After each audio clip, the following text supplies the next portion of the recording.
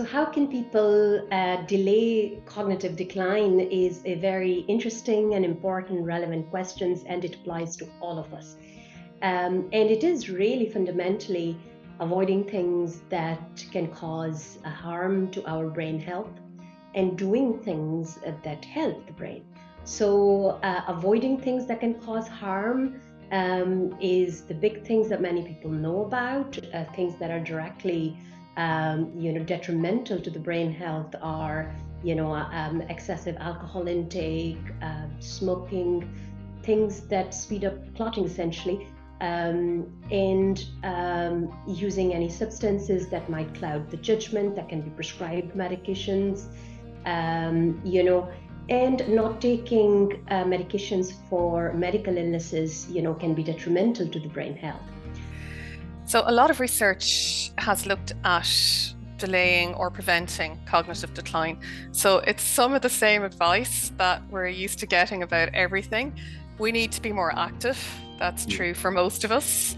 We need to be eating very healthily. So things like whole grains, a lot of fresh fruit and vegetables, plenty of fiber in the diet, plenty of omega-3 in the diet, which would come from your oily fish like salmon. A lot of people would take some supplements with fish oils as well. The old one being the cod liver oil, which all of us would have disliked as kids.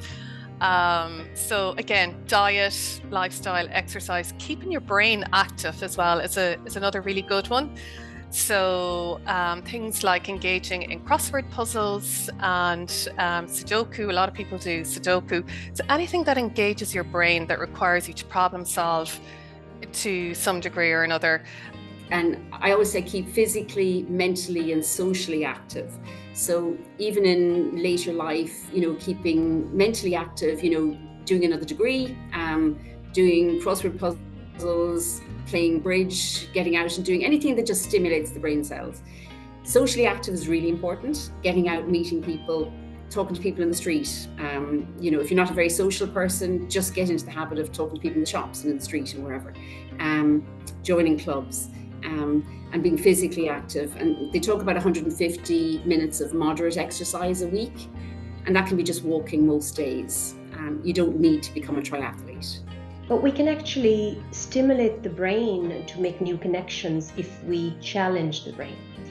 So we know now that, learning a new skill or learning a new language actually leads to the brain kind of making new connections, which is sort of the opposite of aging.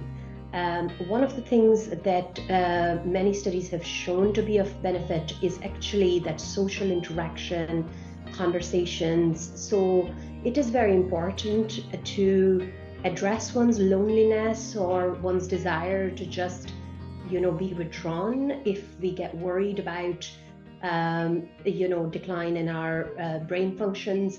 The thing to do is the exact opposite of it. It is to try and connect more socially with our family and friends.